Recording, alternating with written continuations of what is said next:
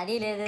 పైగా నా విగ్రహాన్ని కొనడానికి పెళ్లి సంబంధాల్లో పిల్లలు చూడడానికి వెళ్ళాడు. మరో 10 మంది వెళ్తారు. అందులో ఒకడికి ఆ బొమ్మ నచ్చిందని ఇంకోటికి ఈ బొమ్మ నచ్చింది. కారణం ఏంటంటే అక్కడ ఉన్నవన్నీ నా బొమ్మలే మళ్ళీ.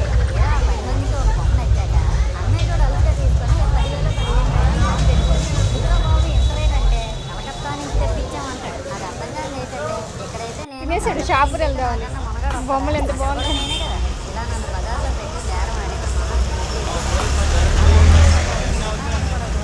ఏదో ఆలోచించుకుంటూ ట్రై చేస్తా. గంటల్లో గడ్డి తిరిగి వాళ్ళు ఈ విషయం చెందాలిచ్చిన చిన్నోళ్ళకి తెలిస్తే మళ్ళీ ఇరిగిపోయిన బొమ్మ పెట్టకూడదని ఏ బొమ్మ రాసి కవర్ చేసేస్తాను. సరేలే జరిగిందేదో జరిగింది. నా భక్తులే కదా కూల్స్లో అని లోపు నన్ను పందిట్లో పెట్టి నాకన్నా పొడుగుండే సౌండ్ బాక్సులు రెండు నా చౌన్ పక్కన పెట్టి తినేసాడు షాపుకి వెళ్దామని.